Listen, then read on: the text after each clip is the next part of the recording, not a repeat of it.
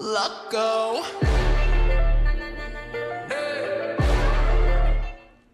Hey y'all, welcome back to my channel. Today I'm going back in time and showing y'all my nail art book journal for all the way back in January. In that month I read like 6 books, I think, one of which was an arc. Super fun, super cool. As always, I painted them on my nails, duh. So let me tell you about them. The first book that I read was All I Really Need to Know I Learned in Kindergarten by Robert Fulghum. And when you know it, I started the year with a non-fiction book. Oh, it was such a fun ride, let me tell you, even though it's non-fiction. It's a series of short stories from this sweet old former hippie-ish guy who has like the mind of a poet, but like the prose of a school librarian. I laughed, I cried, and I had to stop and appreciate some of the bangers he was throwing along the way. If not for certain dated language, I would have given this a 4 out of 5 stars. But I still gave it a 3.8. For the actual nail, I gave it a chalkboard theme, to fit in this school vibe.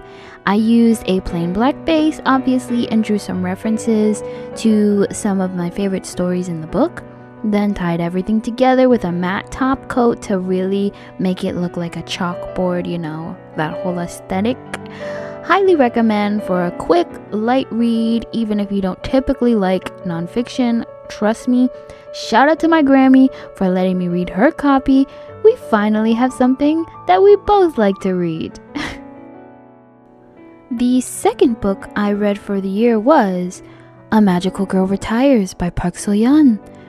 The reviews on this book are a little polarizing, but I absolutely loved it. I read the whole thing on the flight from my Grammy's house.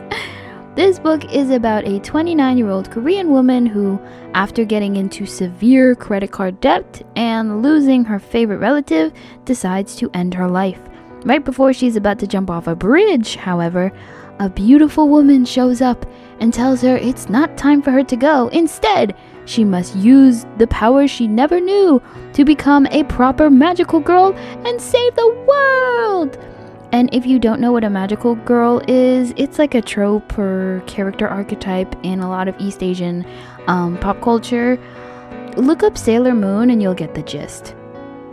This book is depressing and hilarious and gay, all wrapped into one little magical girl bow.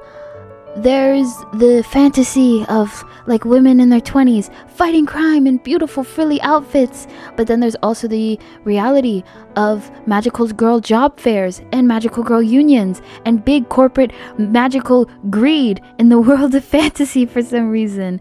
For this nail, I painted some of the elements in the book, like a pocket watch that I can't explain why for spoiler reasons, and for reasons that I can't explain and have explained why, a ripped credit card.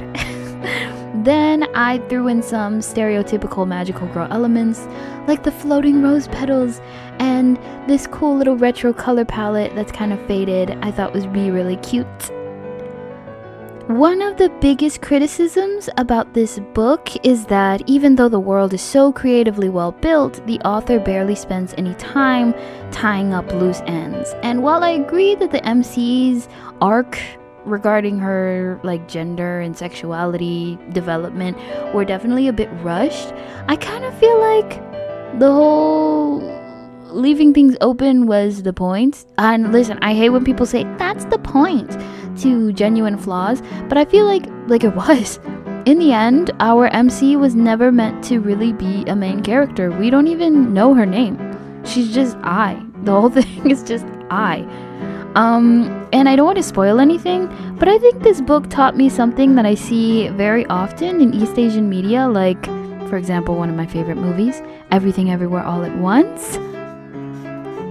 Even if you're not the strongest, the prettiest, or the one who saves the world, or even if you are a side character without a name in your own story, you still have worth. This idea that nothing isn't just nothing, it's the potential for everything, and that doesn't mean you're actually the strongest or that your life isn't any less depressing than it already is if you are nothing, but at least your life is important. Nothing isn't as good as something, but it doesn't have to be good to be important. And for some people, in my opinion, like the MC of this book, nothing is good. Or rather, you don't have to always chase good. You don't always have to want a good life. You can be happy with nothing, and you can be happy with infinite potential forever. The next book, Vengeance Has No Sound, by Baraka Smith, was actually an ARC read that I reviewed a while back on here, back when, January was still relevant. But to summarize, it's a fantasy set in like such an insanely creative world with this strange and like almost secretive history and magic system, super freaking cool. The main character is a cutie patootie named Nova. At least I imagine him to be a very handsome, attractive cutie patootie in my head. Black King Nova, who's looked down upon because he actually never developed the ability to see and use magic like other folks. And also double homicide because he's deaf. So like double discrimination. Usually when books do the whole, this character's disability unlocks a new ability, I think that's like really corny and sometimes lazy. But this book does something a lot more realistic and interesting in my opinion that I can't really talk about because that would be a spoiler. But let me just say he's like a genuinely hardworking and curious guy. It's like he has the mind of an engineer in the body of a warrior, and he uses it well. I also appreciate him as a main character because he's so incredibly freaking likable. The focus of the narration sometimes switches to other characters that I don't really care for. I'm sure I'm gonna like them because I'm sure they're on this like self-development journey or whatever, but like I didn't care for some of the characters. But for Nova and even his dad, when they were the focus of the chapter, I was genuinely so excited, which is great because he's the main character, so he had most of the chapters. So I gave this book 4.5 stars as an ARC read, so it wasn't even the final copy. I'm sure the final copy was like 5 stars. I'm probably gonna get it. And I'm so freaking excited for book 2. For the actual nail, I drew the face of a friendly little creature we meet a little bit into the book, as well as my interpretation of some Vitipers. I hope I'm saying that right. aka the magic in this world that Nova can't actually see. I love the way that this came out. For my 10 before the end of 2025, I read Lights Out by Nevessa Allen, and she solidified her place in my immediate audiobook collection. This January, I read the second book in the trilogy called Caught Up, which is about a certain side character from Lights Out.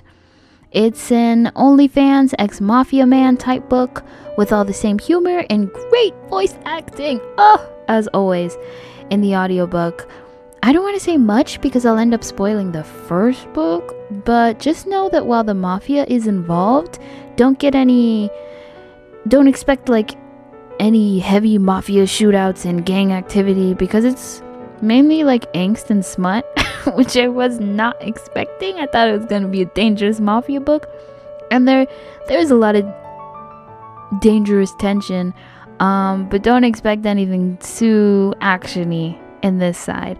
On the bright side, it's still a Nevessa Allen book and has great S-worker representation and conversations, let me freaking tell you.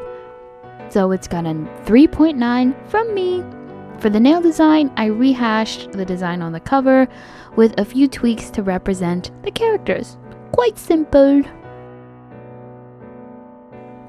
The fifth and final book I want to talk about is Loving a Vampire is Total Chaos by Aura Hayes. Long title, but to be honest, I was hooked from start to finish. It is a human detective x serial killer vampire book, and you guessed it, the serial killer vampire is who she, the detective, is trying to catch. But she doesn't know that the hot vampire who just moved in after her creepy, flirty neighbor mysteriously went missing is actually the serial killer. It sounds super dramatic and horrifying, but honestly, the book was hilarious from start to finish. That being said, there were some real bangers in here. For one, I rarely see an original vampire origin story, but the way vampires came to be in this book was very interesting, and I only wish Miss Hayes delved into it a bit deeper. Either way, I painted a snazzy green coffin with Zav's signature smiley on the nail, and gave this 3.9 stars. Definitely looking forward to the next one. So, what do you think? Did I nail it? Or did I fail it? Just know that if you say I failed it, you're anti-literacy and are admitting to being ignorant. That's what I thought. So I nailed it. As always, I hope you guys enjoyed this video and the nail art. It was so much fun. I know I say that every time, but I do have fun every time, or else I wouldn't be doing this. I honestly don't even know which book was my favorite of the month. I feel like they were all a little different. That's why the graphic for the thumbnail is so freaking hard to put together. But anyway, thank you so much for watching, and if you feel so inclined, please like and subscribe. It would mean a lot to me. But I'm just so happy you're here. Thank you so much for being here. But I'll let you go now.